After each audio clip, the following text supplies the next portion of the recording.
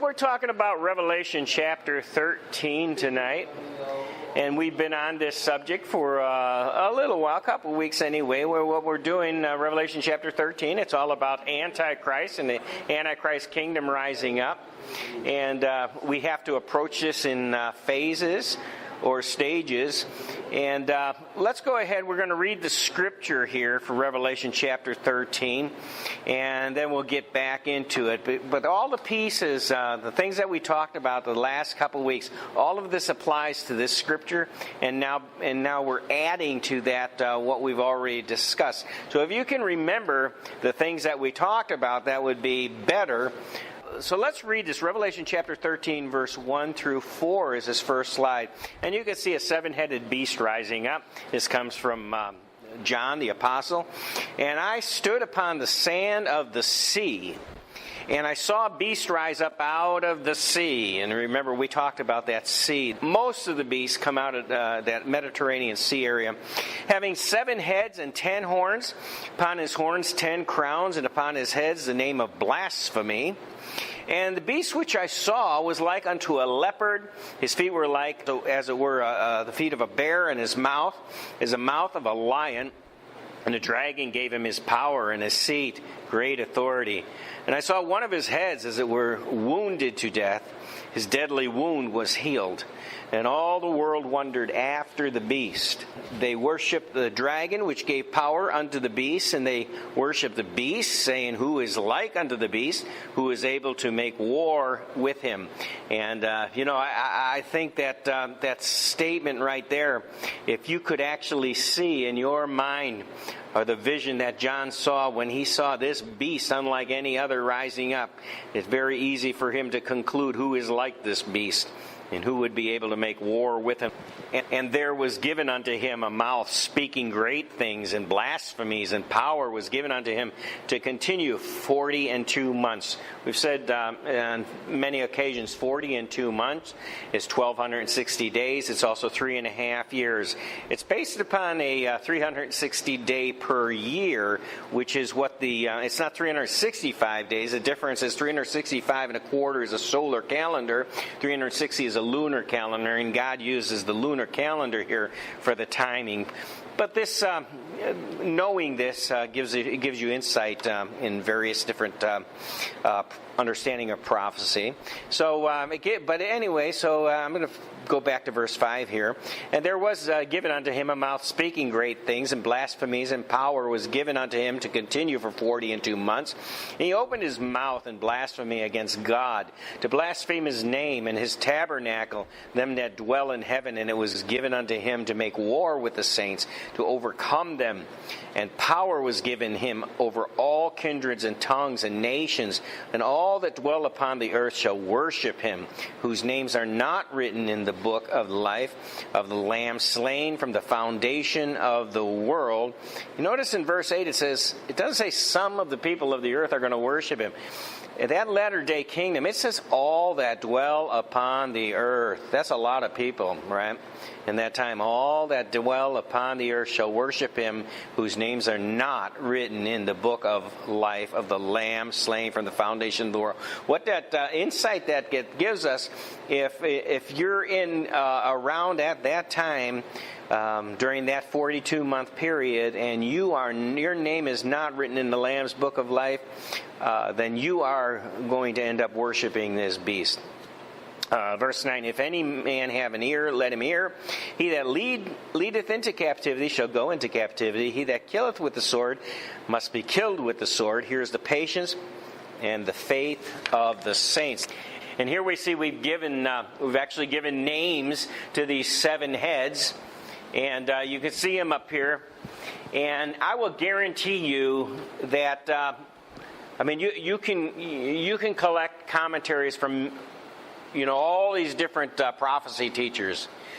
And this is one of the areas that they miss it.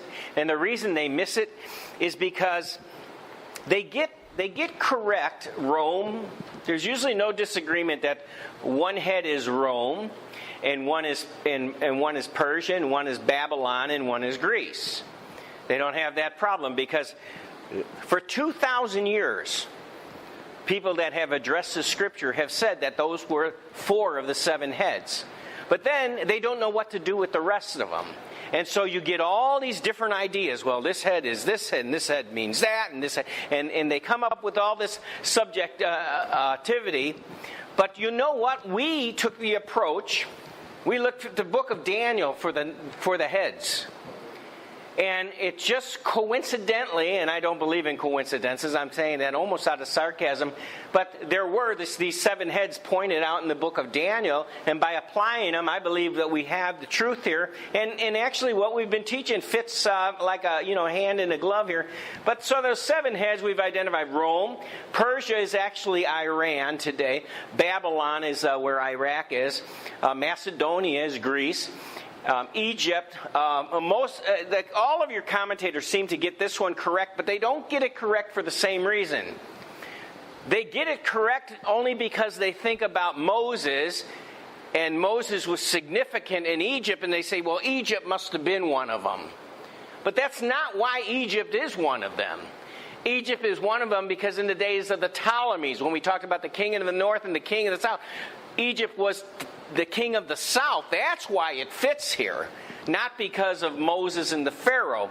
But that's why most people get it right. Syria, they never get right. Most of them say Assyria. Syria and Syria is not the same thing. They say Assyria because that's the kingdom that the northern kingdom of Israel went into captivity with. But that's not why. Once again, Syria is here because they were the king of the north in the book of Daniel. And then the only one that's in question then, or was left out, is Thrace. And remember, John said the riddle was 5 of these heads have already passed away. One is, which was Rome, and then one is yet to come. And we see that when you take Thrace, Thrace is Turkey. And Thrace actually has a whole, or Turkey, if you will, has a whole chapter in Revelation devoted to itself. And we went through that. Chapter 9 all talks about the Muslims and the Turkish Empire. And we've seen that. In other prophecies, when you get into Ezekiel, chapter 38, and you've got this great coalition of forces that are going to attack Israel. Most of the prophecy teachers tell you it's Russia. However, if you look at the maps, if you look back in Genesis, Gog and Magog and all the different people that are listed there, they were all part of Anatolia, which is modern day Turkey.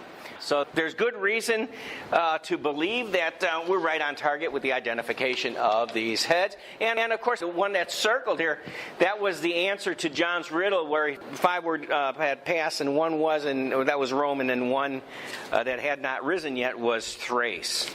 Then we talked about this in the last couple of weeks. In fact, we've talked about this on different occasions, but this is one of the 4 beasts of Daniel. These also came up out of the sea.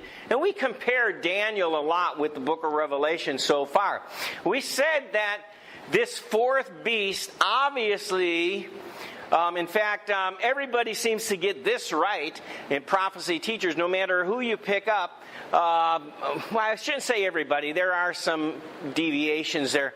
But most people will tell you this represented the Roman Empire. And what we thought was significant, you have the 10 horns, but remember there was an 11th horn that came up. And that's the one that's significant to us, because we said that 11th head coming up, Rome passed away, and then the Holy Roman Empire rose up. And the Holy Roman Empire is important for latter-day prophecy, and included in the Holy Roman Empire, included when you see this horn, the Holy Roman Empire actually consisted of 2 leaders. One was the emperor, and the other was the false prophet, who is the institution of the papacy. We also talked last week about how Charlemagne is actually the first. He rises up. He is the first one that's associated with the Holy Roman Empire. He's the first one associated with this horn. And if it wasn't for Charlemagne and the help that he gave him, the papacy probably wouldn't even exist today. On the left-hand side here, you see at the bottom of this, it says the First Reich.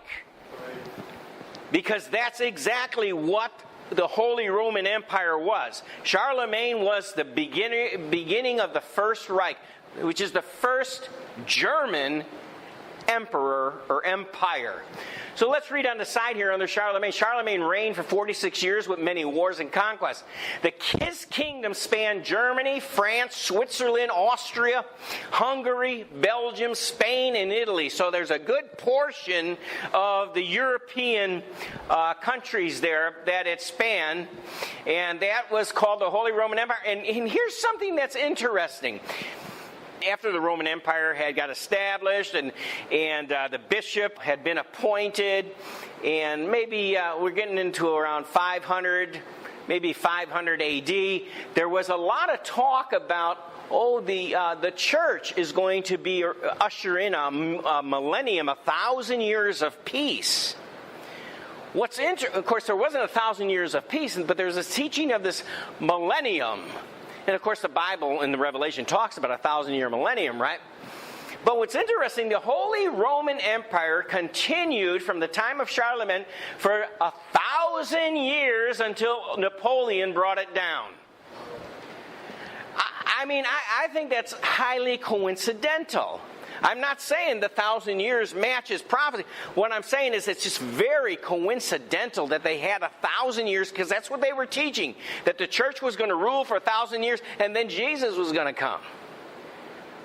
Well, Jesus didn't come after that 1,000 years. In fact, what happened? What they taught was the church was going to keep getting more and more victorious.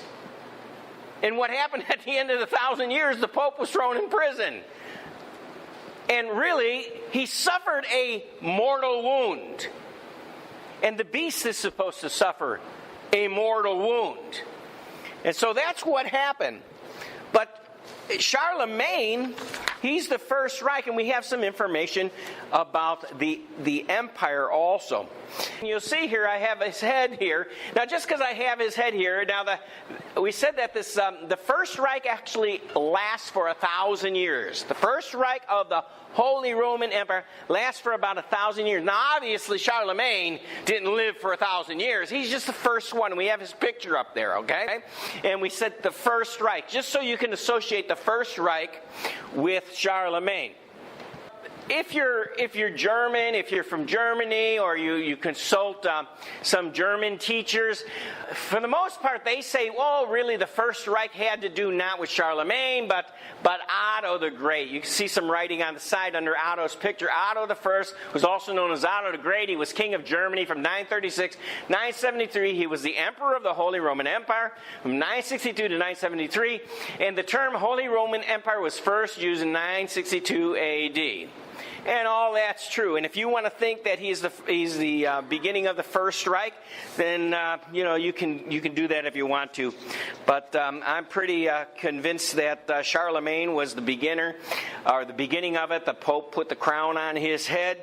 He told him he was the emperor of the new Holy Roman Empire, and the rest is kind of history. But I just wanted to alert you to that.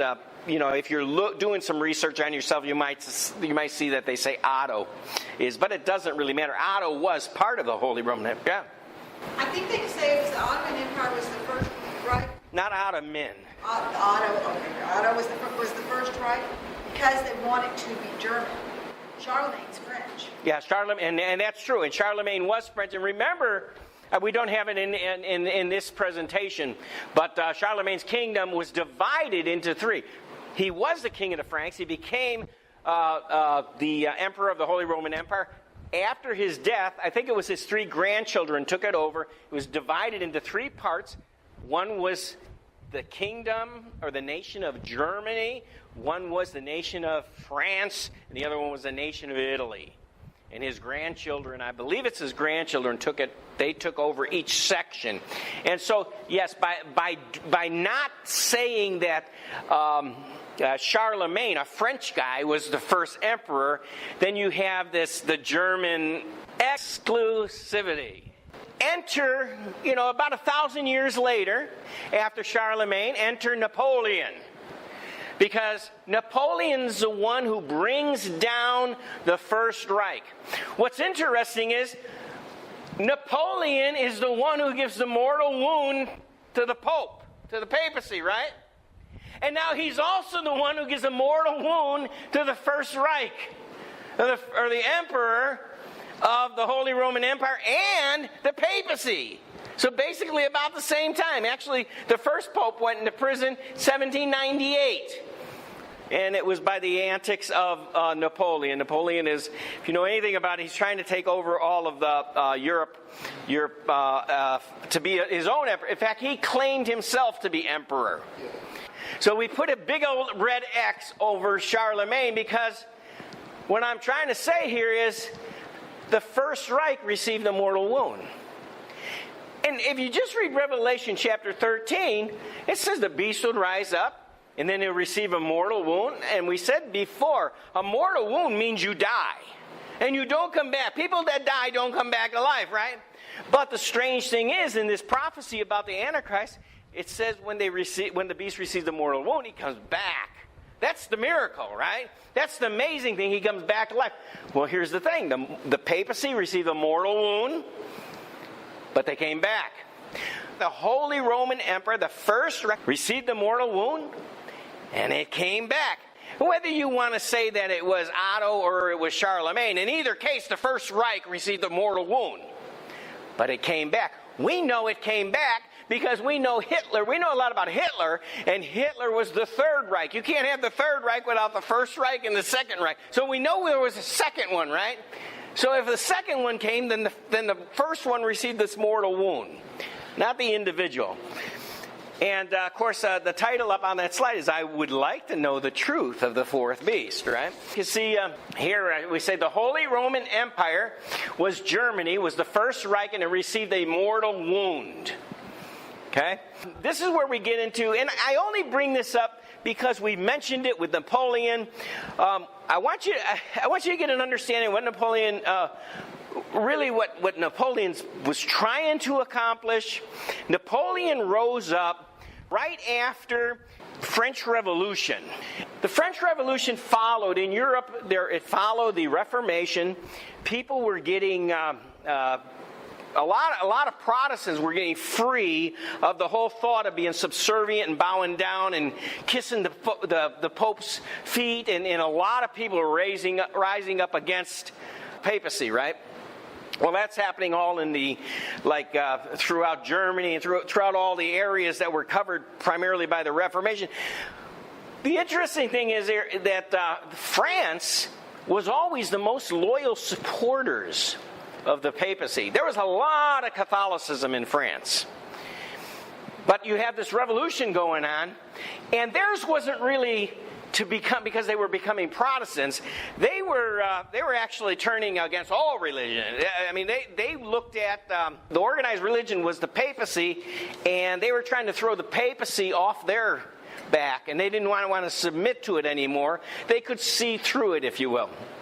And so, in fact, they called it the Bloody Reign of Terror. People were beheaded at the time. They did all terrible kinds of things. The rebels rebelling against the Catholics, and there was this war. Well, so Napoleon comes around. His first agenda is he needs to make peace throughout the French kingdom, throughout France, right? So he's trying to unite these Catholics that are fighting against, the rebels, and he's trying to become the emperor of France. And of course, he did recognize that one of the big problems that they've had it with the papacy. However, there's a good part of France who still is Catholic and still believes in the papacy. So he does end up throwing the Pope in prison.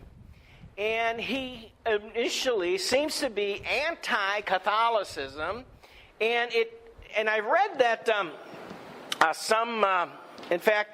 some commentators say that Napoleon, when he did imprison the Pope in the first place, he had no intention of Catholicism ever having any influence again in his kingdom. But, of course, he was a smart man, very strategic, and he realized, just like we talked about Constantine years ago, Constantine was smart. You can remember Constantine was the emperor that he made that place, Constantinople. We talked about that. He split the Roman Empire. He put the Pope in charge because he was going to what? Use Christianity to control the people. Well, Napoleon's basically going the same way. He's like, well, I don't like the papacy, but I'm not going to throw away the whole benefit of having this religion and use this religion over the people. So that just gives you a little narrative. And I mean, you can find out more information. You can read various ideas about it. And I'm not trying to sway you at all on history per se.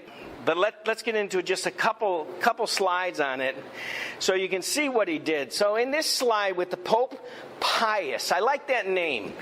I think by his name, he must have been a very pious man. I mean, he must have really been humble to name himself Pope Pius. I know that the name is spelled a little different. But Pope Pius VI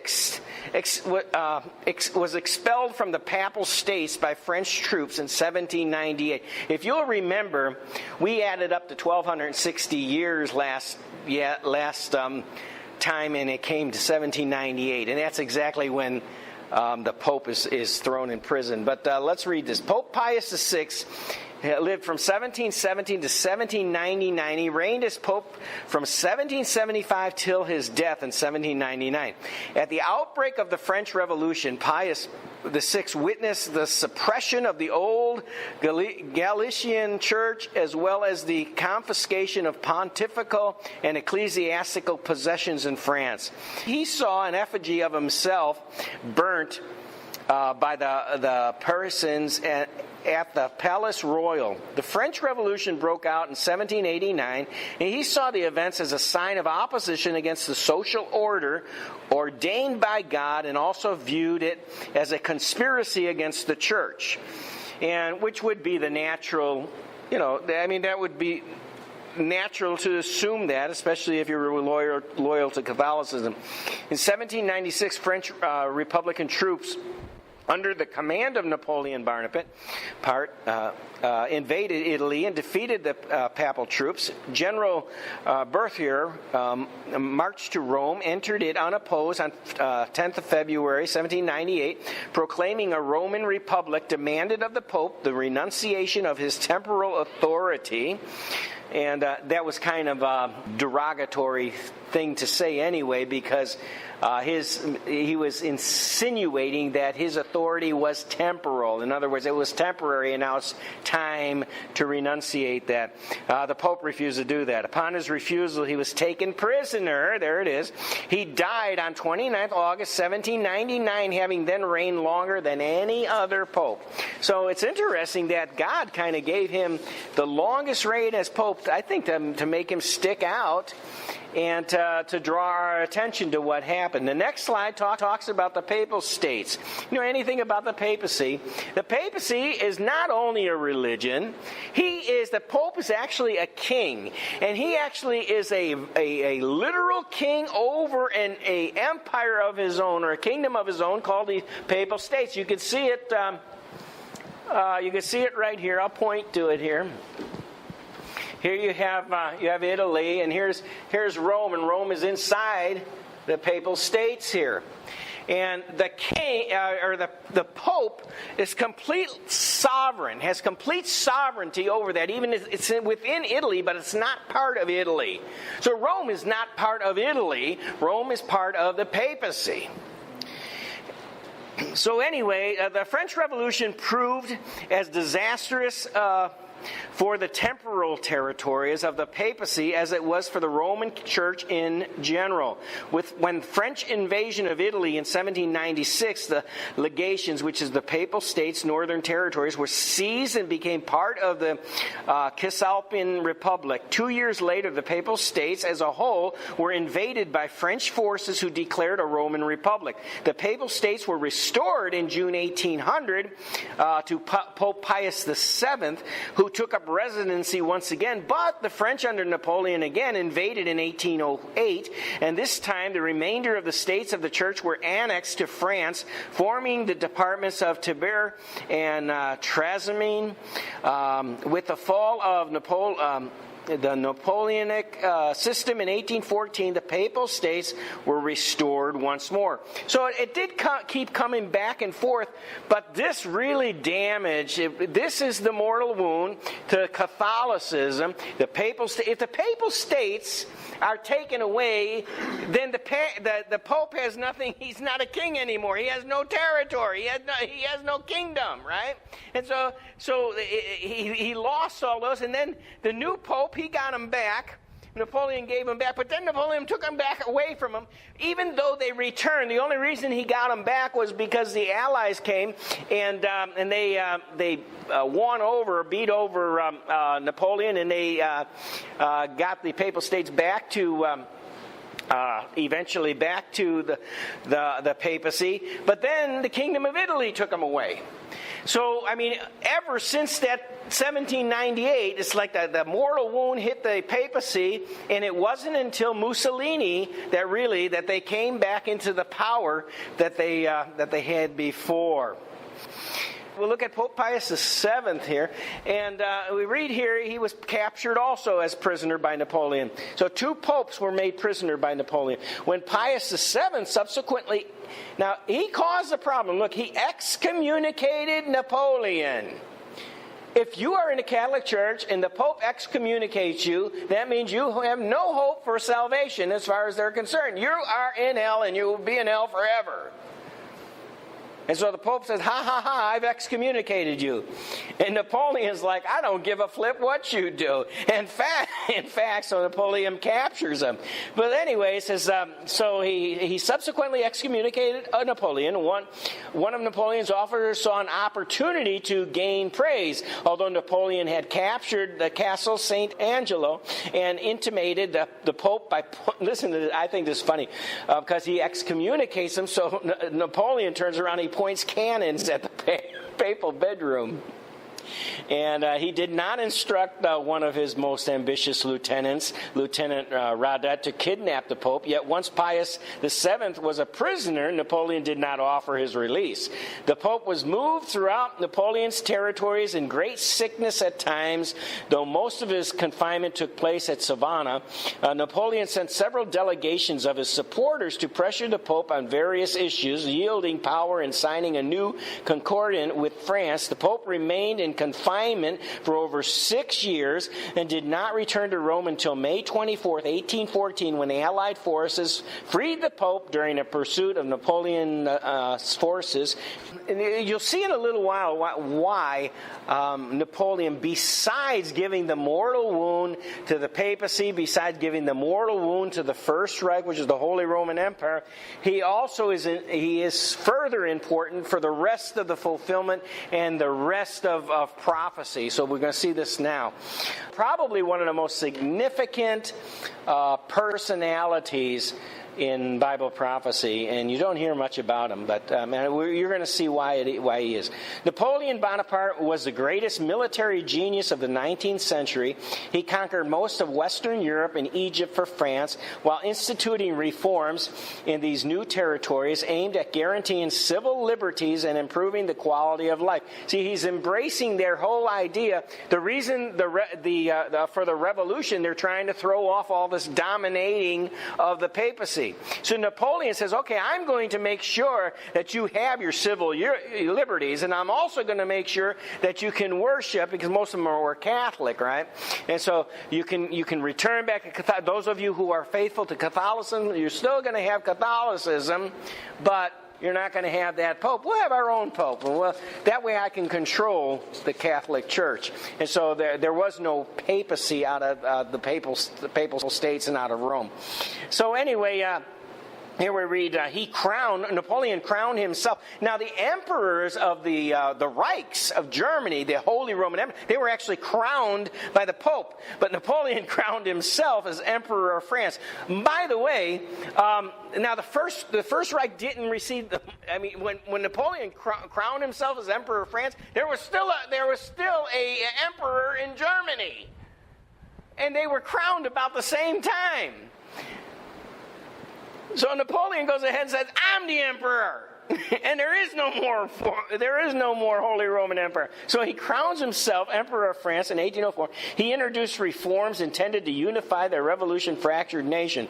On July 12, 1806, 16 German princes gathered in Paris formally signed an Act of Confederation. The act dissolved the connection with the Holy Roman Empire and, in effect, allied them to France as satellites. As a result, Francis II, who had proclaimed himself Emperor of Austria in 1804, when he foresaw the dissolution of the Holy Roman Empire, resigned his title of Holy Roman Emperor, and the empire came to an end. So there was the end of the Holy Roman Empire that we talked about. And so there's a mortal wound. The papacy got a mortal wound. The Holy Roman Empire got a mortal wound. So now the next slide says Napoleon against the nations of Europe. France. Now, obviously, Napoleon is the emperor of France. France brings down 3 kings. That's kind of coincidentally with the prophecy saying 3 horns will be come down. I'm not saying take it literal. I'm just saying it's interesting. Germany, Italy, and Spain were the 3 kingdoms that Napoleon took down first. The cry of democracy went out throughout France, calling for every able man to fight in this war against democracy and freedom. In other words, they said that they were for democracy and freedom, and they were calling all the people to rise up and revolt. Napoleon is quenching all that. But anyway, the motto of the revolutionaries in the reign of terror that they call it was, we cannot stop until all Europe is ablaze. And what they meant was literally ablaze, and also that all of Europe would be free from the church and the influence of the church. Some really, what was coming out of that was really antichrist, though. It was really bad. They had this woman. They got a prostitute. They said that her name was Reason. She rode around with her breasts shown, and everybody did all kinds of lascivious sins around her. They went and they took all the gold and the silver and everything, the chalices and everything, out of the churches throughout France, and they used them for all this debauchery, and it was a pretty nasty time there. But it was all because they hated the Catholic Church so much. But after, at least the rebels did, and then of course they're fighting against the Catholics who believed that they were serving Christ. Anyway, after raising France to a position of preeminence in Europe from 1804 to 1813, Napoleon met defeat in 1814 by a coalition of major powers, notably Prussia, Russia, Britain, and Austria. A majority of other nations present at the Congress also pledged troops for the invasion of France, which was to be launched on July 1st, 1815. And Napoleon, by the way, would come. His empire would now, and his being an emperor of France, would now come to an end. This next map here, it shows when we said he first brought down 3 kingdoms. Here you have Spain over here. This was France. You had Italy, and up here you had Germany here. Prussia hadn't fallen. You see Austria over here. All of these, we'll see in the next map how much influence Napoleon, how much of the world Napoleon had. Everything that's red was Napoleon's empire. And then everything that's blue there you see the color blue, that was all the coalitions. So all the participants of the War of the Six Coalition. There was actually 7 coalitions that fought against Napoleon until the 7th one actually was his downfall. You can see his influence in North America, South America, some in Africa, and then over in Western Europe. He almost had taken the whole area of Western Europe there. He was not. They say he was not trying to restore the Holy Roman Empire, which makes sense because he did that to the papacy. But nevertheless, he was against the Holy Roman Empire, and he's trying to establish his own empire. Now, here's what I think. For my part, this is what I find is so extraordinary so amazing with Napoleon. This is why I say he's one of the most important characters for prophecy. You see, here's the United States of America. And before Napoleon, this whole area, Louisiana's Purchase didn't exist as part of the United States of America.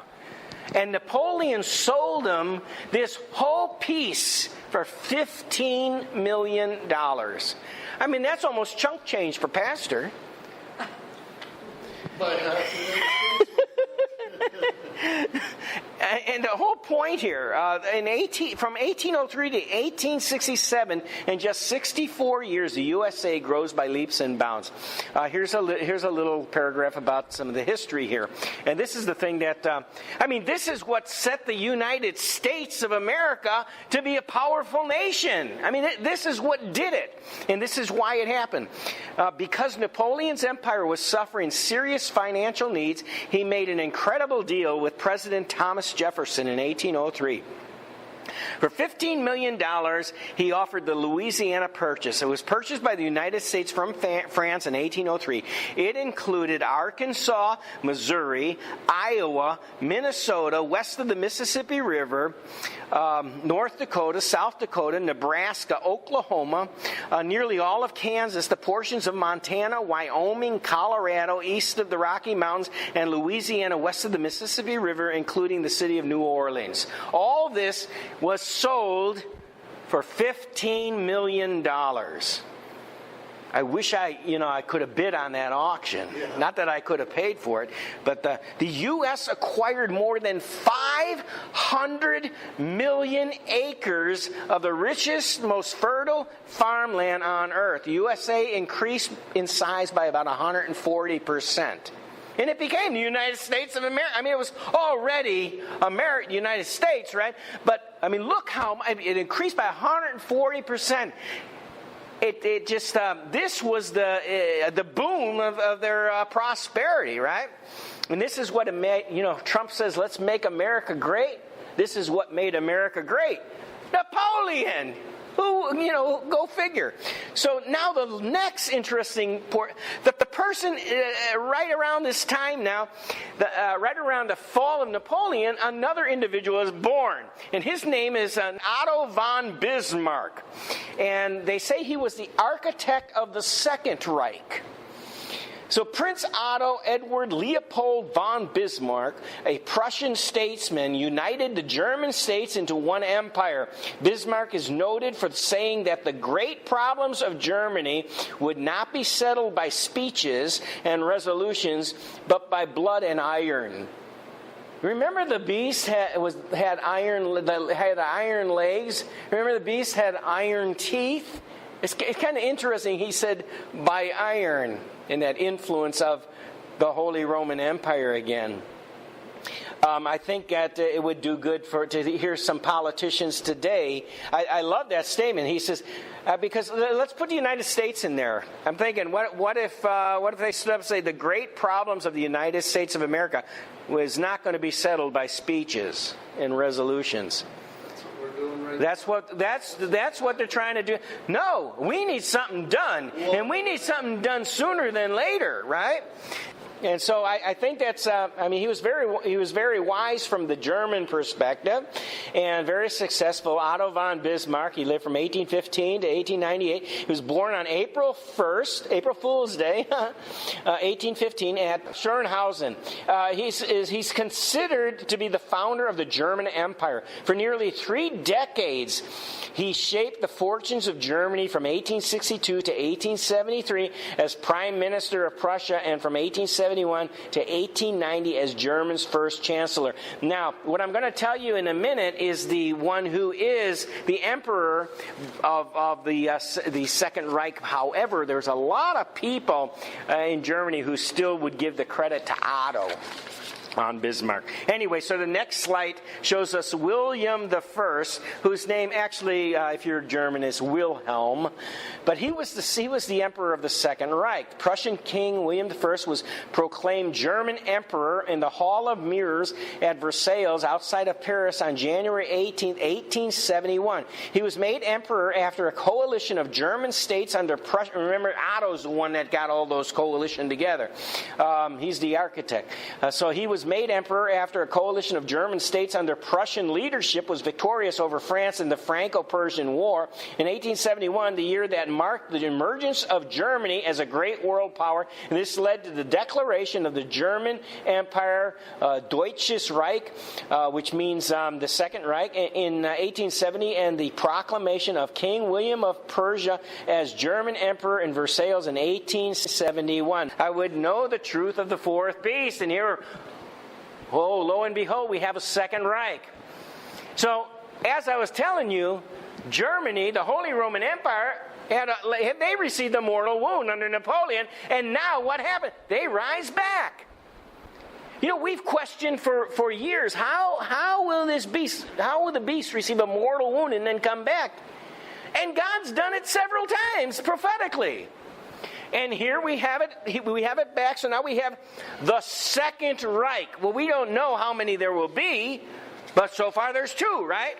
Well, the thing that follows shortly after is everybody knows about World War I, right?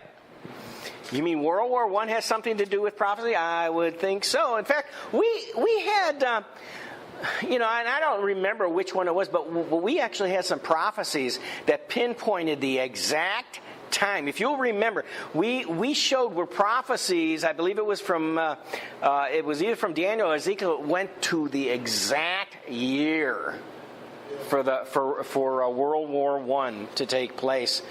And so if you go back, you'll see it. The immediate cause of the war between Austria-Hungary and Serbia was the assassination on June 28, 1914 at Sarajevo in Bosnia, then part of Austro-Hungarian Empire, now in Bosnia-Herzegovina, of Archduke Francis Ferdinand, heir presumptive to the Austrian and Hungarian thrones by Gavrilo Princip, a Serb nationalist. So that's what started it all. It was an assassination. Down at the bottom here, we said 28 of the World War I began in 1914 AD. 28 of these nations, known as the Allies, the other side, Germany and their allies, were actually called the Central Powers. But 28 of the nations that stood against Germany, known as the Allies and Associated Powers, included Britain, France, Russia, Italy, and the United States. And there was 28 in all, but those are the major ones. They opposed the coalition known as the Central Powers, consisting of Germany, Austria-Hungary, the Ottoman Empire, which is now Turkey, and Bulgaria. Oh, look, at Turkey comes into the picture again. And there's a reason Turkey comes into the picture. Because at 1914, World War I, who has Jerusalem? Turkey. Sure. Turkey. Remember, he's the seventh. Turkey was the seventh head on the beast. And we saw him rise up in Revelation chapter 9. We saw we saw the Dome of the Rock. We talked about it. And Turkey at this time, and during World War I, Turkey has Jerusalem. Okay? So that's important. It's called the Ottoman Empire. Remember we talked about that statue, that Nebuchadnezzar, and there was the head and the arms and the belly and the legs. And we said it came down to the feet and the toes. And we know from the prophecy, when you get down to the end of the image, Messiah's coming, right? Well, look at this. If you take the major powers here, you got the Central Powers. You got 1 foot. You got Germany, Austria. Now the 2 feet kind of represent Europe there, where all the warring was over. But you have Germany, Austria, Hungary, Bulgaria, and Turkey, and then you have the Allies: Britain, France, Russia, Italy, and the United States. Of course, the United States is not really part of Europe, but it's interesting that you have like 10 toes, right? Now, who's the winner? Well, we are, but actually it's Britain led. Pretty much Britain comes out as the victor. And it's interesting that there's these 10 toes. I want to point this picture out to you because I'm going to address it again in a minute here. We're going to see, how did Turkey, the Ottoman Empire, lose control of Jerusalem? Well, in 1917 AD, and we've talked about this before, the British general Edmund Allenby led his troops to surround the city of Jerusalem. Allenby arranged to have every available aircraft to fly over Jerusalem. The Turks, having never seen aircraft before, were extremely frightened. As the aircraft flew low over Jerusalem, it's reported that one of the pilots dropped a note demanding the surrender signed by General Allenby. I also heard that there were several notes that were dropped, so which one's true, I don't know. But somebody was dropping out these notes to the Turks, and they were written in Arabic. The name Allenby further frightened the Turks, thinking that the name was Allah, meaning God, and Bey, meaning son, which they interpreted as the son of Allah. So in Arabic, the name Allenby looked like it said son of Allah. And in response to the note, the Turks hoisted a white flag and surrendered the city without firing a shot. Now, after 2,000 years, Jerusalem is surrendered by the 7th head of the beast. How many heads are on the beast? 7, right? The last head of the beast has Jerusalem for all that time. In fact, I think the Turks had... The Turks actually were in power, that empire was in power for about 1,000 years also. And they, after all that time, they surrendered Jerusalem without firing a shot. And what that did was open up the doors for Israel to start coming back as prophecy would dictate, right? So the next slide shows us those 10 toes again. And now what I'm suggesting is the 10 toes represent the beginning of the final kingdom. It has to be that way. We're at the end of the image. It has to be that way. And it's not coincidental that we've already covered 7 heads on the beast. And after the 7th beast, we have to be approaching, now we're coming to the final rising up of the kingdom, okay? World War I was over in 1918, and a treaty was made between Weizmann, a future president of a new Jewish state, and Faisal of Arabia, who later became the king of Iraq. It's interesting that Iraq came into prominence in our day. This treaty was to guarantee the acceptance of Jewish immigration to Palestine. So the treaty was signed that they would accept the Jews to come and be in that land. But as soon as they came there, they had nothing but strife and wars. Anyway, look at, now the Second Reich is over, because after World War I, the Second Reich was over. On November 9th, 1918, Germany was now declared to be a republic.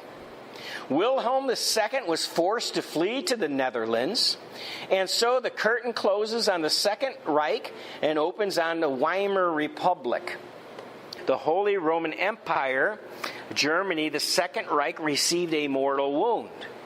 Oh, that's kind of interesting. What we've covered is we had the 7-headed beast. We identified all the 7 heads.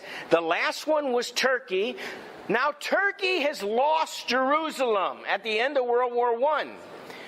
The next thing the scripture says is, I beheld another beast coming up out of the earth. With all of our studies into prophecy and beasts, what do beasts represent? Kingdoms, right? Well, Antichrist, exactly.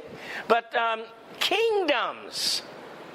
And I don't think that this is any different. And usually, I mean, you won't hear very many people pick up on this. Because we've been told all these years, oh, well, this is the false prophet. This is the false prophet. But it's still a beast. And unless God changed his way of doing it, usually when God says this means that, it always means that. And this is so what I see God saying, after we've identified the seventh head, and the seventh head, remember we said the thing they had in common, they had Jerusalem. After the seventh head lost Jerusalem, now he tells us another beast rises up. Who could it be? He said he had two horns like a lamb. He had two. In other words, this beast was unusual because he was like a lamb. Well, who's the Lamb of God? Jesus.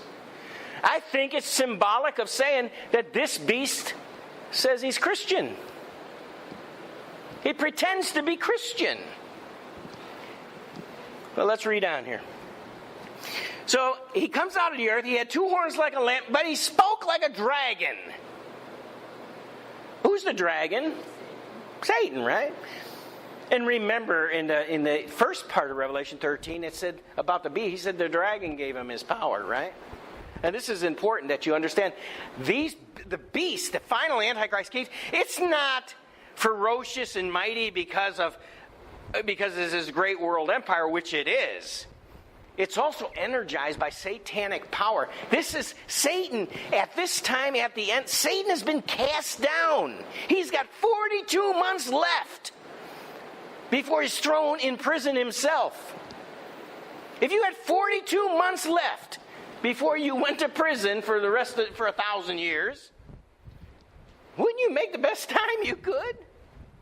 And that's what he's going to do. And he empowers the beast. But anyway, this beast was, he was coming out and he had two horns like a lamb and he spoke like a dragon. He exercises all the power of the first beast before him. He causes the earth and them which dwell therein to worship the first beast, which deadly wound was healed. And he doeth great wonders, so that he makes fire come down from heaven on the earth in the sight of men. And he deceives them that dwell on the earth by means of those miracles which he had power to do in the sight of the beast, saying to them that dwell on the earth that they should make an image to the beast which had the wound by the sword and did live. And he had power to give life unto the image of the beast, that the image of the beast should both speak and cause that as many as would not worship the image of the beast should be killed. I'm glad I'm not going to be there. Anyway, and he causes all, both small and great, rich and poor, free and bond, to receive a mark in their right hand or their foreheads. Or in their foreheads, no man might buy or sell, save he that had the mark, or the name of the beast, or the number of his name. Here is wisdom. Let him that has understanding count the number of the beast, for it is a number of a man, and his number is 666, which is literally 666, right? 666, and we've all heard of 666. How many think there's a mouthful in those scriptures that we just read there? The latter part of the 13th chapter. Well, we saw how much was in the first part of the 13th chapter, right?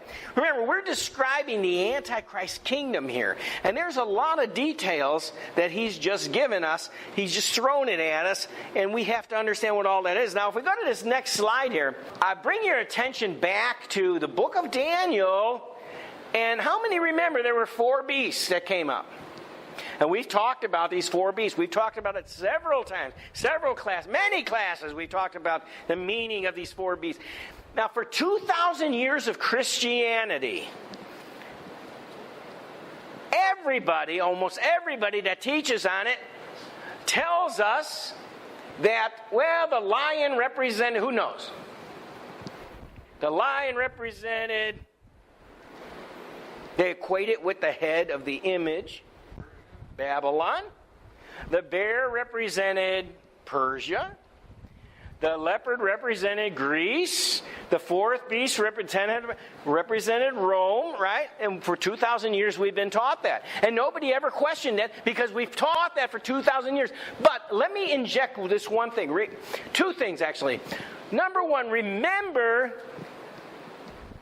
God sometimes has the prophecies fulfilled in one way, and then it can be fulfilled in another way, right? The second thing, in other words, there can be a second fulfillment of the same prophecy.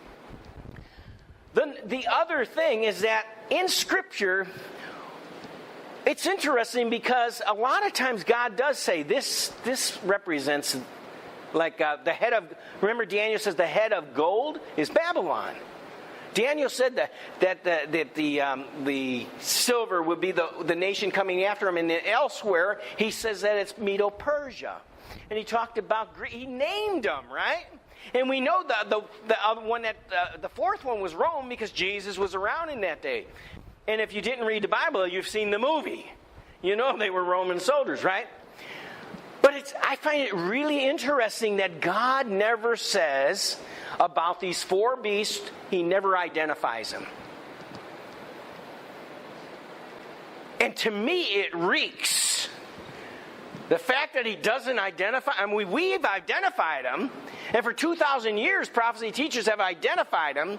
The church has identified, but this reeks to me of a latter-day fulfillment of these beasts.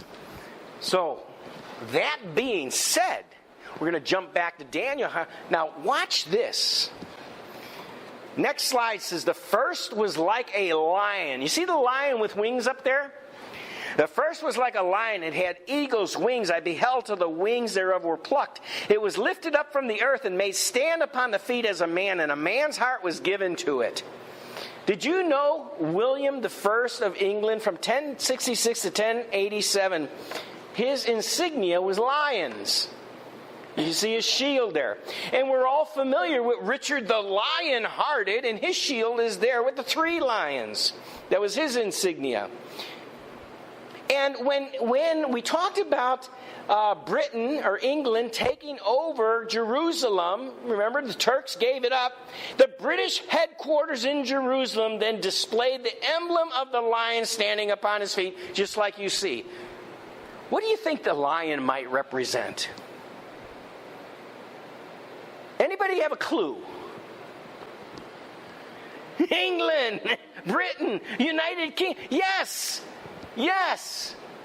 Now, do we have a definite? Does God say it? No, God doesn't say it, but it seems like there's a lot of evidence to say this lion with its wings plucked off may represent England. Let's see if there's any reason further to believe it. Wasn't Britain very influential? In fact, watch this.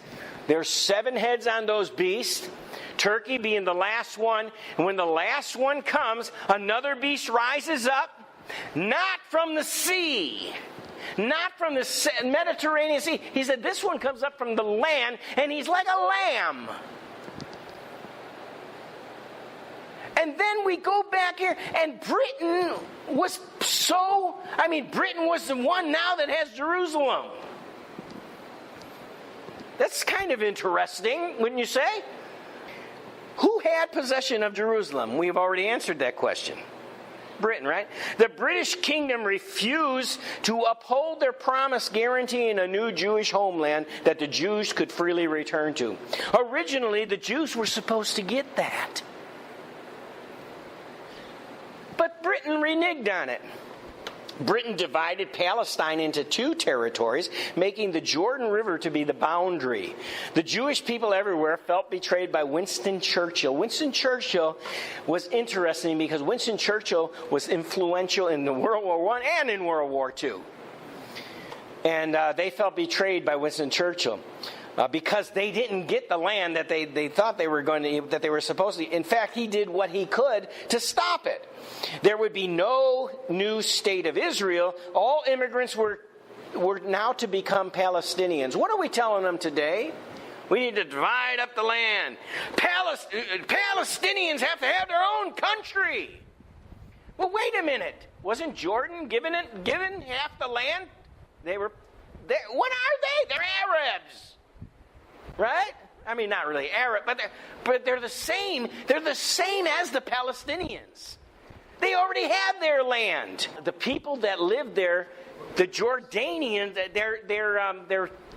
they come down. They're passed down from Edomites and the Ammonites and the Moabites. The point here is that they already got their hunk of land.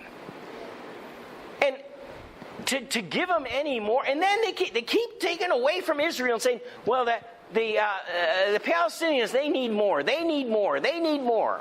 And Israel's portion keeps shrinking.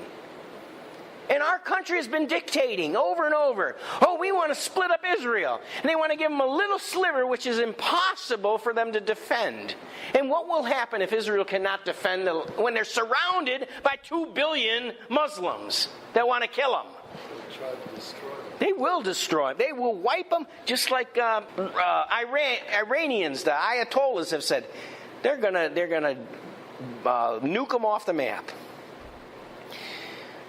So anyway, that's our history, and that's why they felt betrayed by Winston Churchill. Look at the lion there. We've put here the symbol of Britain. Let's read that scripture again. The first was like a lion, and it had eagle's wings. Oh, isn't that interesting? This lion, which represents Britain, the Bible said, but it had eagle's wings. In the beginning, it had eagle's wings. But those eagle wings were plucked. Whoa, what could that mean? I beheld till the wings thereof were plucked, and it was lifted up from the earth and made to stand up on the feet as a man, and a man's heart was given to it.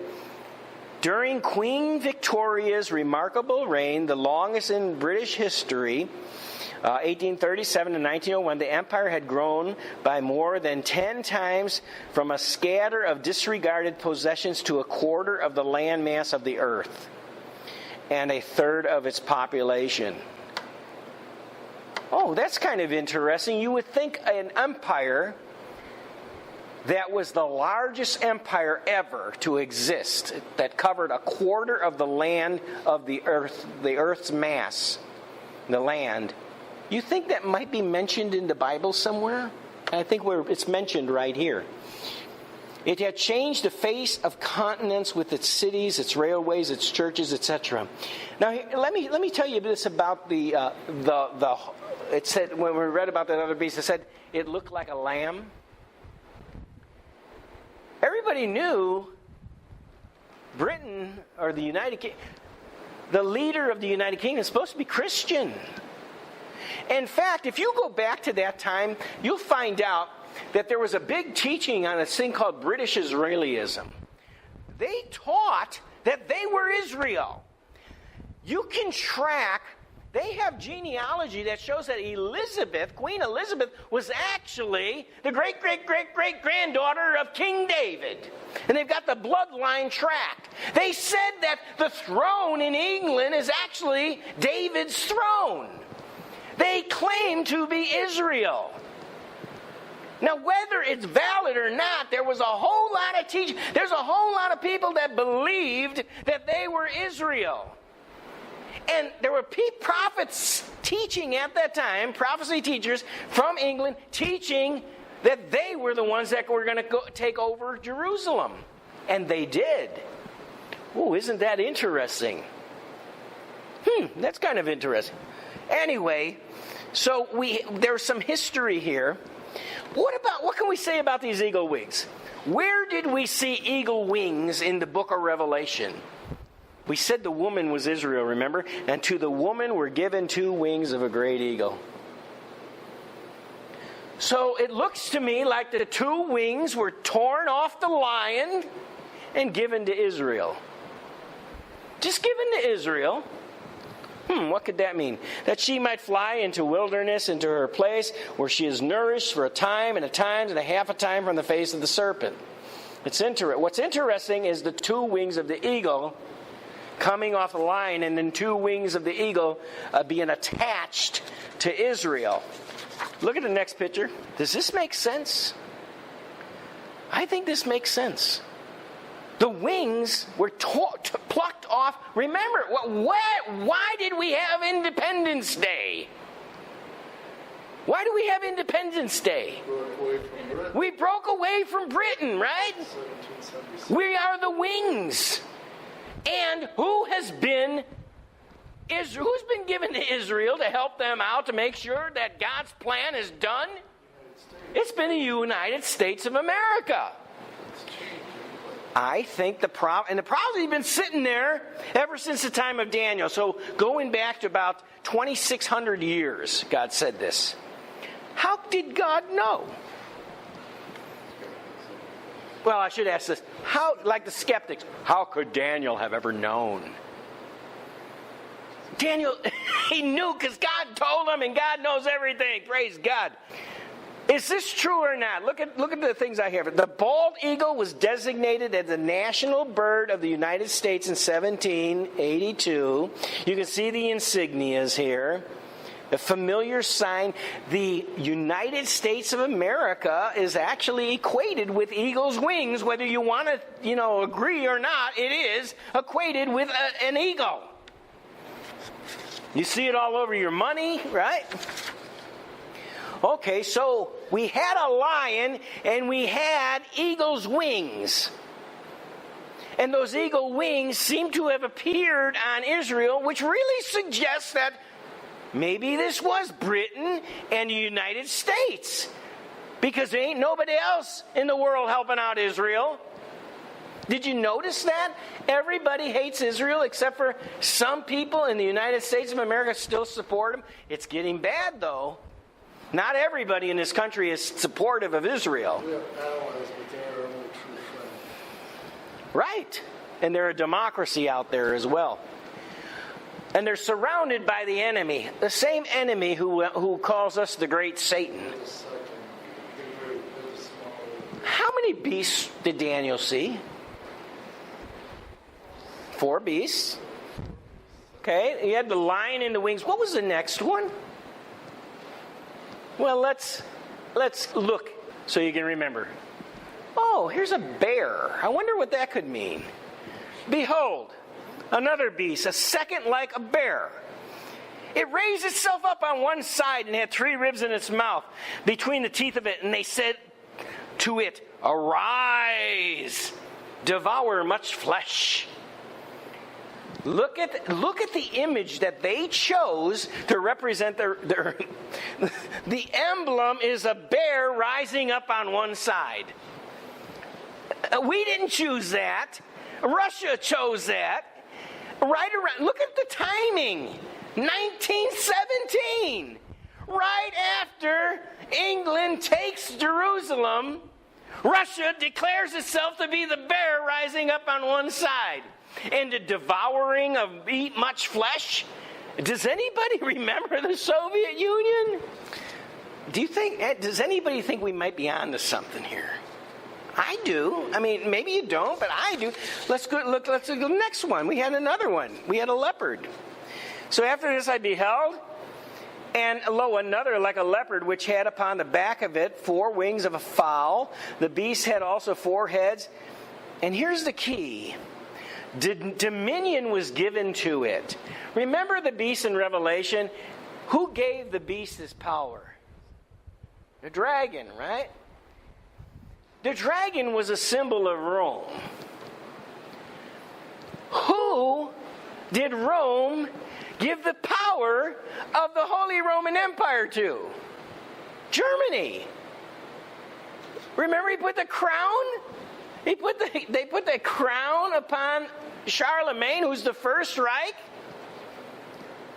And then it was split. We said it was split into France, Italy, Germany. And Germany ended up being the 3 Reichs that we know of. And so we have references down there at the bottom. I believe the identification of the leopard is Germany.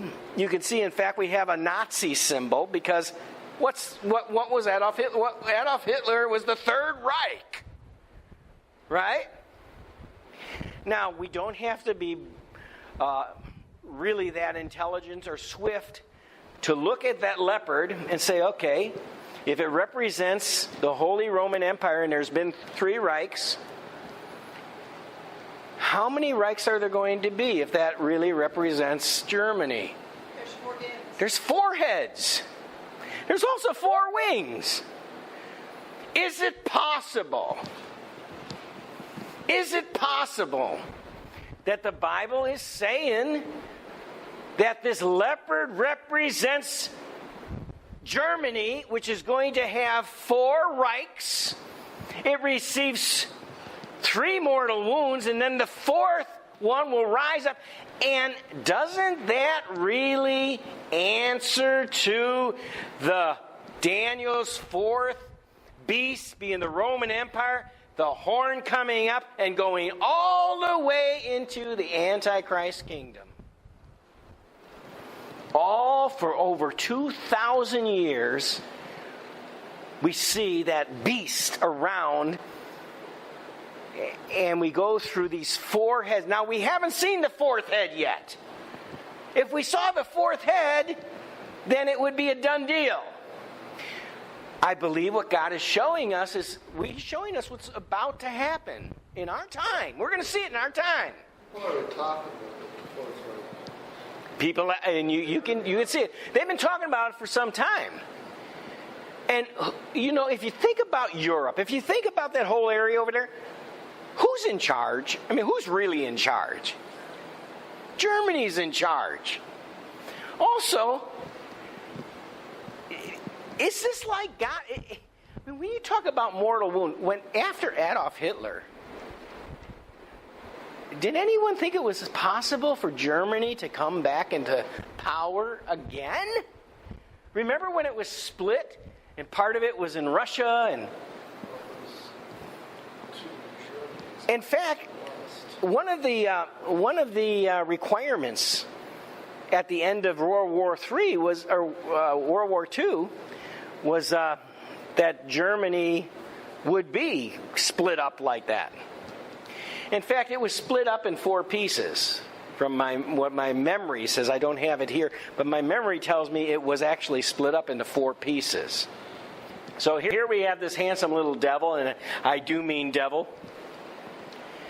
And he is Adolf Hitler, and you can see his picture up there. He is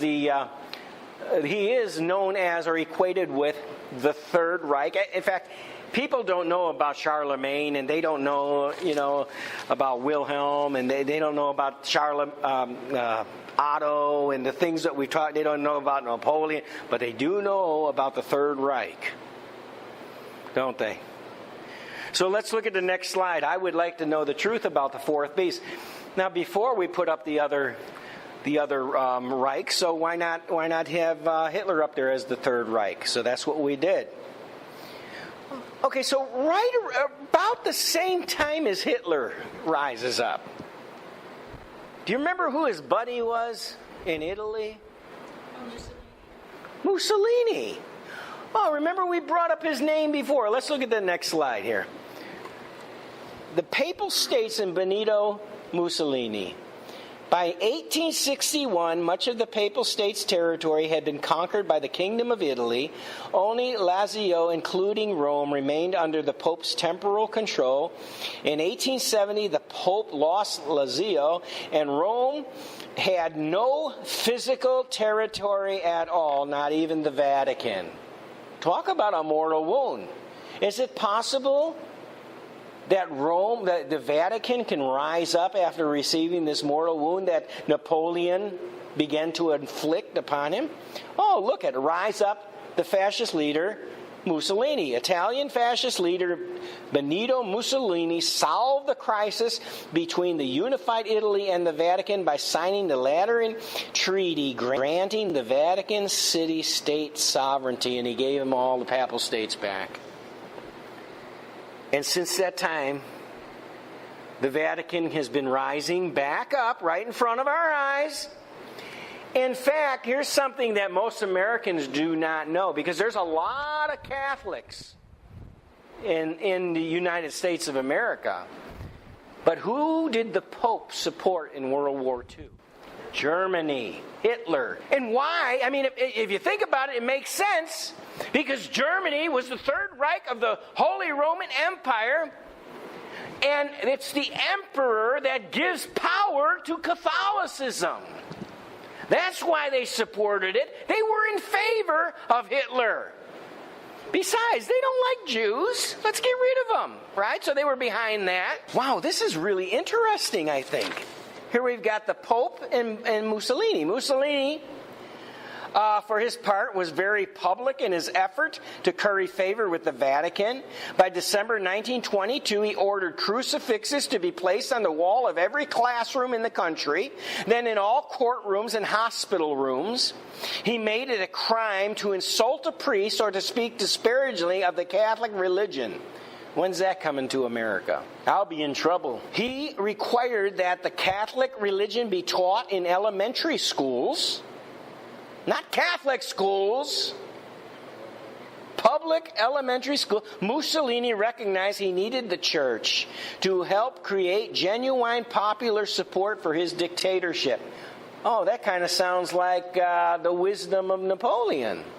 Mussolini seems to be much more in favor of Catholicism all the way around, supportive of the Pope. Anyway, soon the pontiff and the dictator entered into secret negotiations through emissaries. The result was a historic Lateran Accords of 1929. Under the Accords, Catholicism became, watch this, the only religion of the state of Italy. Vatican City became a sovereign territory with the Pope as its supreme ruler.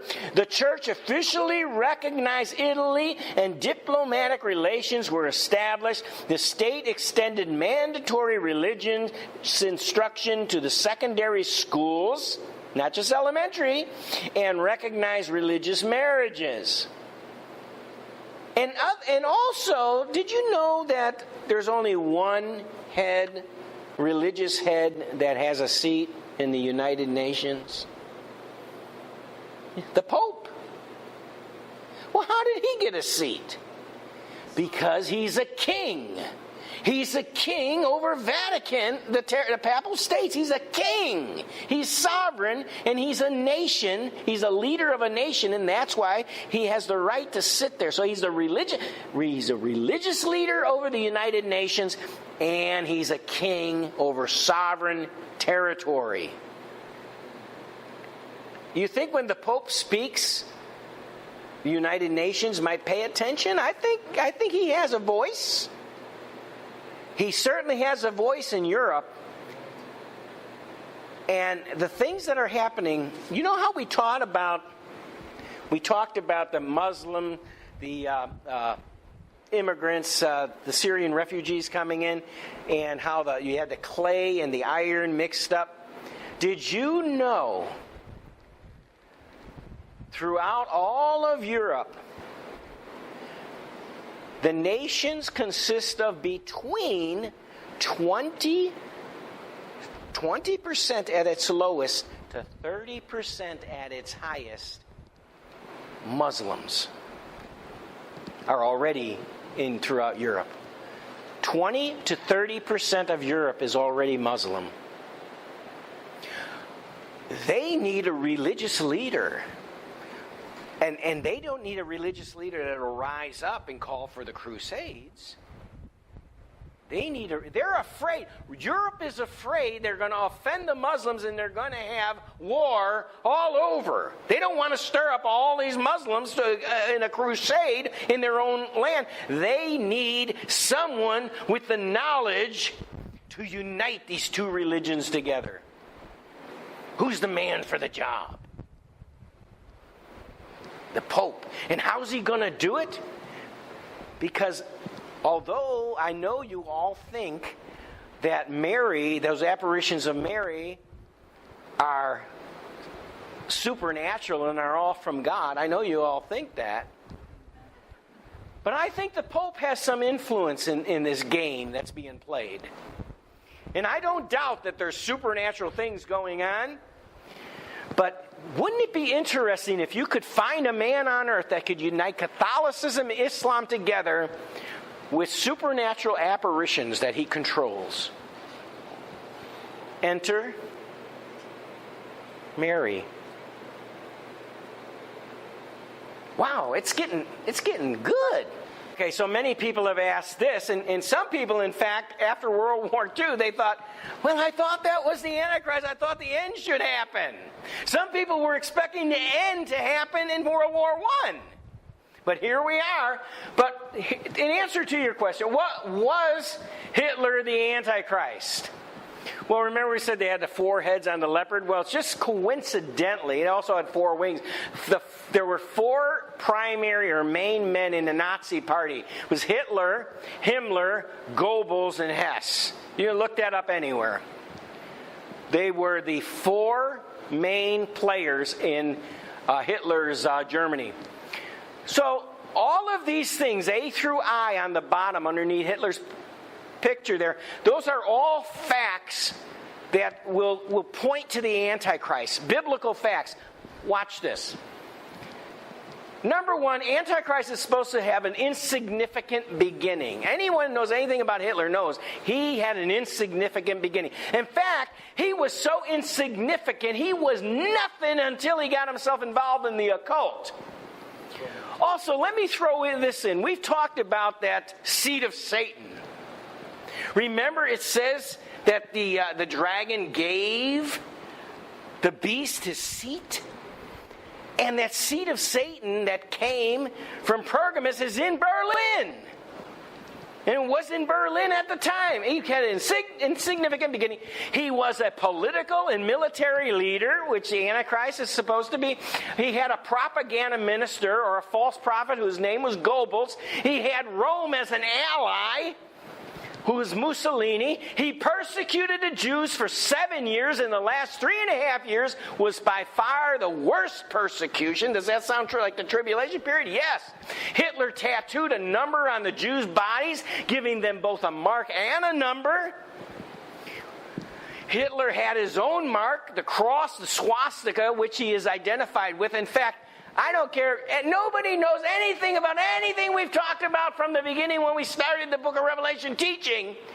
You can ask anybody. Show them the swastika and tell them, who does this make you think of? We all know who it is, right? He has his own mark, and he is so identified with that mark that everybody knows what it represents. Whether you're in this country or somewhere else, right? And then Hitler's body was thrown into a burning fire at the end. Isn't that interesting? They say he died by being thrown into a burning fire. Well, that's kind of like we read about the beast getting thrown into the lake of fire. Now, I'm sure some people will contest that, but as many people that would contest it would say it was true. So, and you can do some research yourself. So let's go to the next slide, because I want to know the truth about the 4th beast. Oh, look, we checked him out too. Because did Germany did the Third Reich receive a mortal wound? Sure. But what we've learned is there's 4 heads on the beast. There's been 3 mortal wounds already to all 3 heads. There's only 1 head remaining. And every time one of these Reichs goes down, another one rises. And if you don't have to be a Christian, you don't have to know anything about the Bible. You can look right now what's going on. Germany is ascending into an amazing, he's going to play an amazing part in the future of the control of Europe. They're already in control of Europe, by the way. Europe is going to undergo some changes here. And not only financial, but Germany is going to rise back up again. And I believe that will be the 4th Reich. The Holy Roman Empire, Germany, the Third Reich, receives a mortal wound. Right next to that 4th head, it says the 4th Reich. I can't tell you who it is. I don't know who's going to be the character that is the 4th Reich. But we will know soon, because I believe we're that close. These 4 beasts obviously were meant to symbolize the last days. We saw the meaning of the lion with the wings. We saw the meaning of the bear. And we saw the meaning of the 4-headed leopard. And yet there's one other one that rises up, and he's got 10 horns. You remember the scripture that says when the Antichrist rises up, there will be 10 kings that'll be of one mind and work with him? So that one's going to come up too. And you may just have to buy a ticket and be here for the tribulation to find it out, but we may not see it. I'm going to pass on the ticket. How many ever heard of the Big Three? This was from World War II. You had Stalin. Remember, Russia was with us against Germany, right? You had Stalin, you had Roosevelt, and you had Churchill. And you can see we've got, of course, we have Russia down there, which is the bear. We have Germany, and we have the British.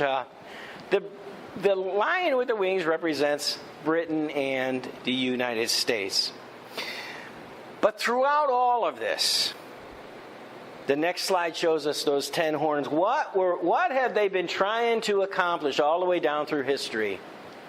A one world empire. You know, I just heard that, incidentally, that George Bush Sr. said he's going to vote for Hillary. That's kind of weird.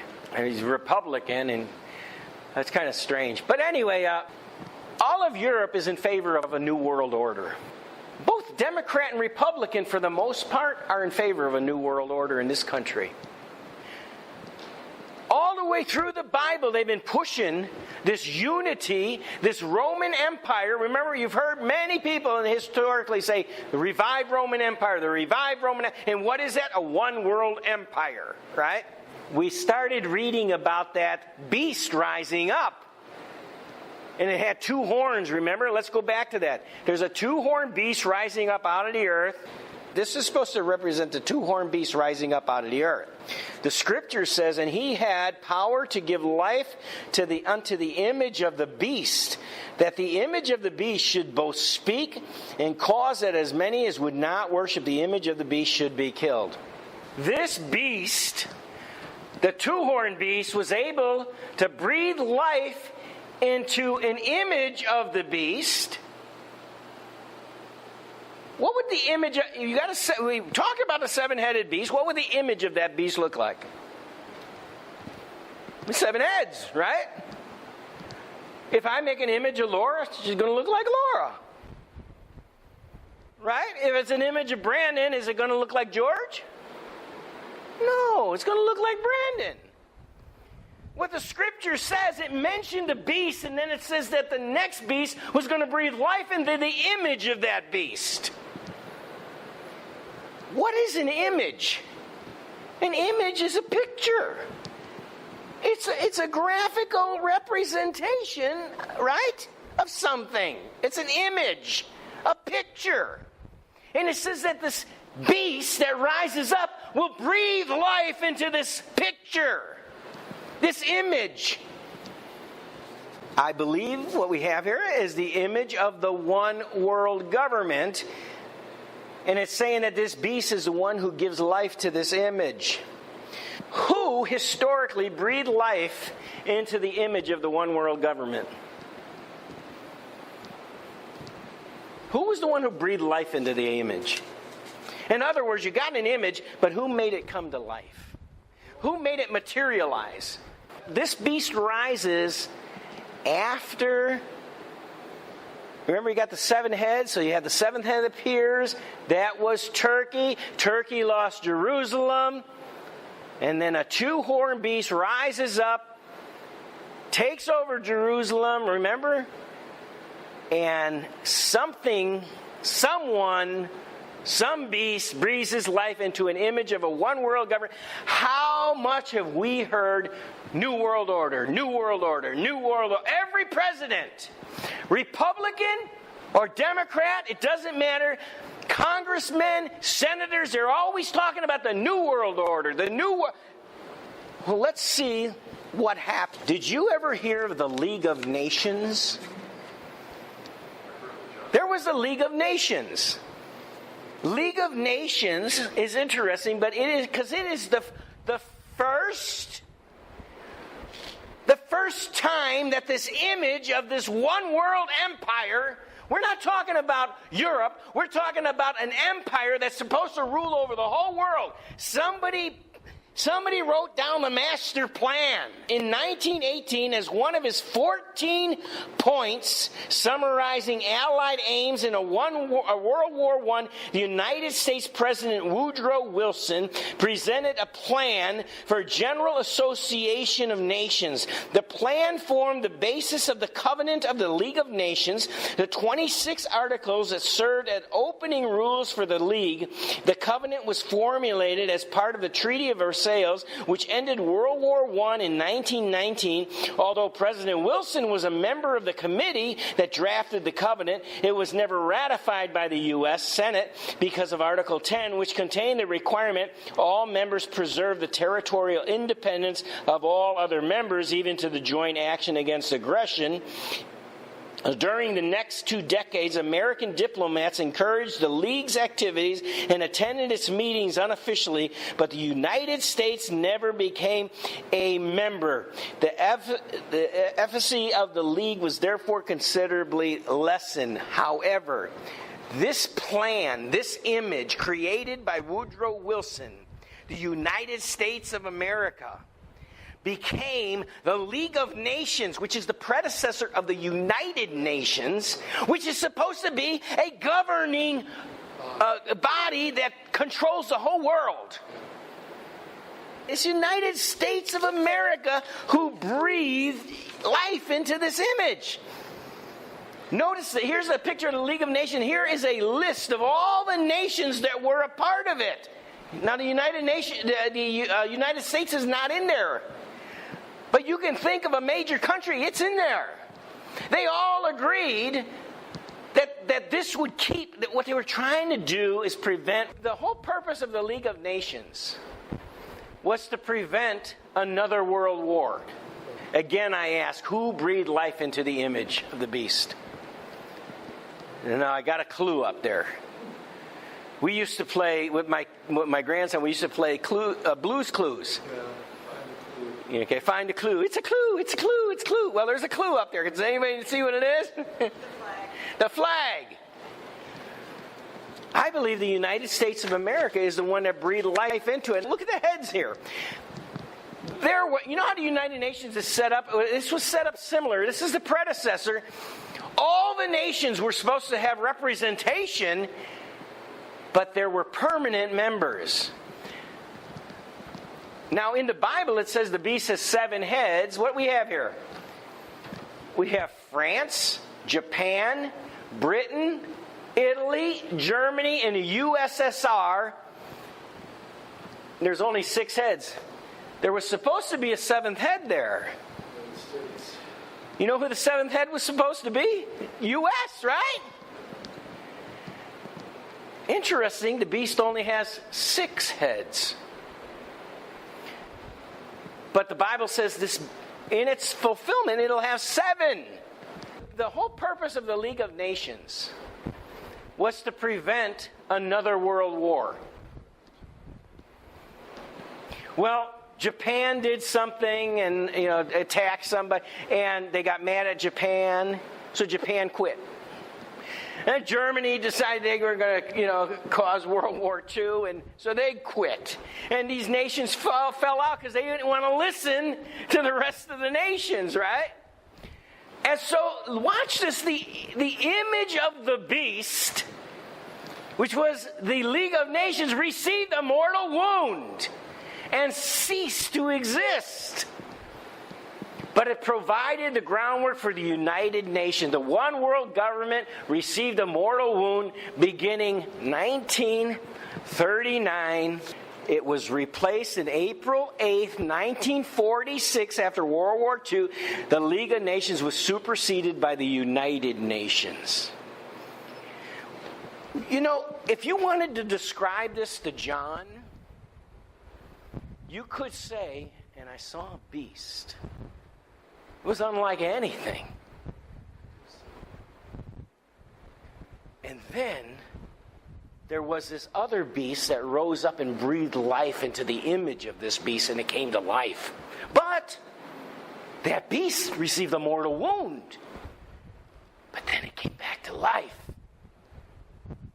That's exactly what happened with the League of Nations received a mortal wound, was breathed into existence by the United States of America. And I hate to say that, but it's true. And it became the United Nations. Have you wondered, how can we be so idiotic in this country to support the United Nations when they hate us? They never vote in favor of the United States. Never.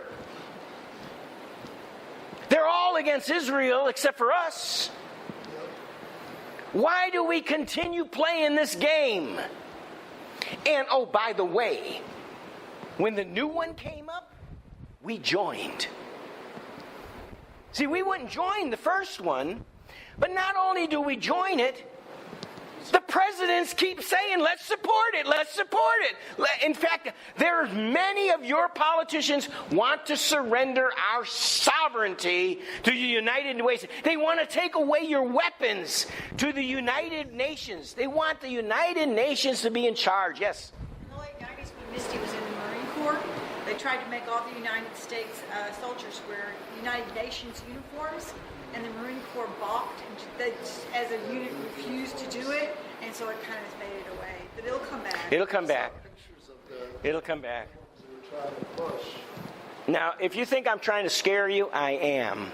That's right. I'm not trying to scare you so you have, terrified at night. Trying to scare you to the point where you realize where we're at. I mean, we've been looking at signs. We were looking at signs and saying, the rapture may happen in 2020. Now we're looking at this, right? I mean, what can we look at next? Well, the picture you have here, this is United Nations building. And this guy up here, he's the boss. He's a CEO. I thought he just resigned or something. Oh, did he resign? If he did, I don't know about it. But he was going to be out. He was going to be removed anyway, because when they're voted in for 5 years. And then, after the 5 years, it's traditional, as long as everything's all right, that they would vote him in for another term. But no more than 10 years, okay? So he got in 2007. What's 10 years from 2007? 2017.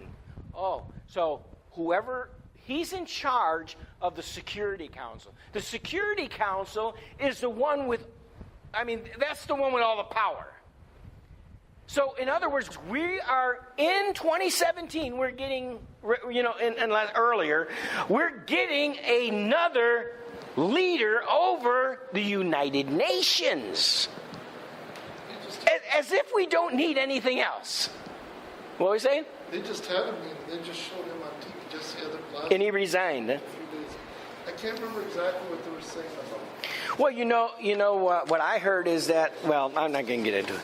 But anyway, so whoever takes his place,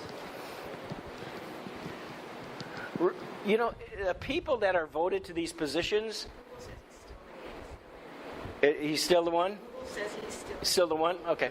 So maybe he said he was going to resign after his term. Maybe that's how. Maybe that's. But he would probably have to resign anyway, because they won't normally vote more than a 10-year term. So he would be replaced anyway. But when whoever rises into that place, in fact, the prophecy about Antichrist says that he'll be insignificant. And in fact, in one scripture we read a few weeks ago, it says, by flatteries he obtains the kingdom. Remember that? We were talking about the Antichrist back in the book of Daniel, in the 11th chapter of Daniel. We talked about Antiochus Epiphanes and how he obtained, and we said his horn represents Antichrist. Now, I can't tell you exactly what's going to happen, but you got to put all this together, all these things that the Bible says together. Are we ripe for the end? Yes. Are we ripe for a new leader over the Security Council? Yes. Are we ripe for a Fourth Reich? Yes. Is Germany going to rise up? Is it going to all change? Yes. Are there 20 to 30% Muslims in Europe? Yes. Is the Pope going to be called upon to unite these people? How can you unite these two different people together? Only the Pope could do it. Okay, so here's the way it sits right now. The Security Council consists of 15. Okay, but 15 nations. There's 5 that are permanent members. And 10 which are voted in every 2 years, they change. So it has... Interesting. Remember I said in the beginning that this beast represents the best picture of the beast that I've ever seen? Because all 10 horns are on one head. Look at this. You got 6 heads and you got this seventh head with 10 horns on it. The permanent members are Britain, France, Russia, China, and the United States. And then the Security Council, 10 horns, is that other head. The only thing that's missing is there's only the 5 heads plus the one with the 10 horns, right? But it's almost here. It's almost here. Is it possible that they're going to make some sort of change and it will come to its complete manifestation and a new leader will take over in 2017, and that leader may very well be the Antichrist? And for the first 3.5 years, we won't know it. But then he'll be revealed. Very possible. The United Nations is composed of, look at the number, 6 main administrative organs that direct the functions of a... Remember we get to 666? How many heads do we have right now? 6, right? We have 6 right now. One being the Security Council, 10 horns. So the United Nations is composed of 6 main administrative organs that direct the functions of a wide array of committees, agencies, and funds, though the General Assembly supervises the work of the other 5 administrative organs. The Security Council is the most powerful branch of the United Nations. The Security Council is the most powerful body in the UN. It is responsible for maintaining international peace and for restoring peace when the conflicts arise. This next phrase is terrifying. Its decisions are binding on all UN members. Now the U.S. has a vote. But if the U.S. And who makes the vote, by the way? The president. The president makes the vote, right? Or they can veto. But whoever's the president of the United States, they can cast the vote for the U.S. And it says here that when the decision is made, it's binding on all UN members. In other words, if the president of the United States votes against the people of this country and goes along with all the rest of the heads on the United Nation, the people in this country are in for a heap of trouble. It's very important who is the president. The Security Council has power to define what is a threat. That means they can say, well, we believe Christianity. Those crazy people that believe in biblical prophecy, they're the threat. So they define what's a threat to security, to determine how the UN should respond, and to enforce the decisions by ordering UN members to take certain action. Oh, by the way, the person who sits in charge of the Security Council that we saw this picture, his duties and his powers aren't really expounded upon or defined. He kind of makes them as he goes along, just so you know that. Like, it doesn't say he can do this, but he can't do this. The thing that's supposed to keep him in check is that he needs a consensus, right? He needs a consensus of these permanent members with the veto power. So he can enforce his decisions by ordering UN members to take certain actions. In other words, if the President of the United States votes in favor against the people of the United States, then the leader of the United Nations can send in forces from the United Nations to stampede the people of the United States of America, to confiscate their weapons, to do anything that they want until we surrender. And that's where we're headed, exactly. For example, the council may impose economic sanctions, such as halting trade with a country it considers an aggressor. In other words, they may someday decide no country is going to do business with the United States of America until we come down to our knees. The Security Council has 15 members, 5 of which have permanent seats. The Assembly elects the other 10 members for 2-year terms. But something's still wrong with the picture. The picture says there needs to be 7 heads for the thing to come to its fulfillment, right? I'm going to suggest something. You see number 6? I'm going to suggest that very shortly a change is going to be made. Germany is going to become one of the permanent members to the United Nations. That's going to make 7 heads on the beast. That's going to complete it. You're going to have 6 permanent members plus the 10 horns. The head with the 10 horns. You will have the perfect picture that's in the book of Revelation. We show the 4 heads of the leopard before. Just remind you of this scripture in Daniel 7:6. After this I beheld, and lo, another like a leopard, which had upon the back of it 4 wings of a fowl. The beast had also 4 heads. Dominion was given to it. It's interesting that in the book of Daniel, these 4 beasts, remember we talked about successive empires before, but these 4 beasts at the end, they all exist at the same time.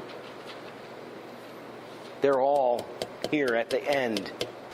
In its fulfillment, here's what we have.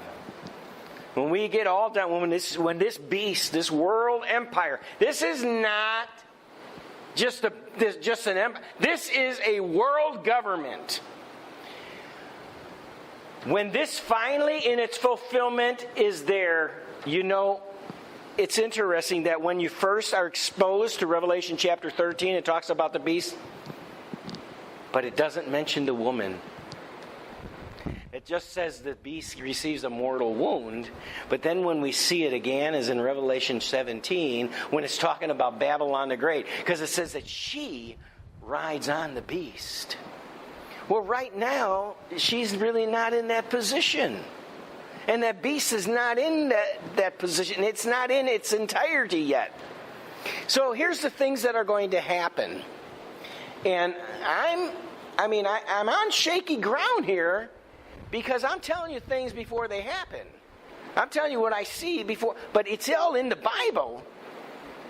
But here's what I think is going to happen. You watch Germany to rise up.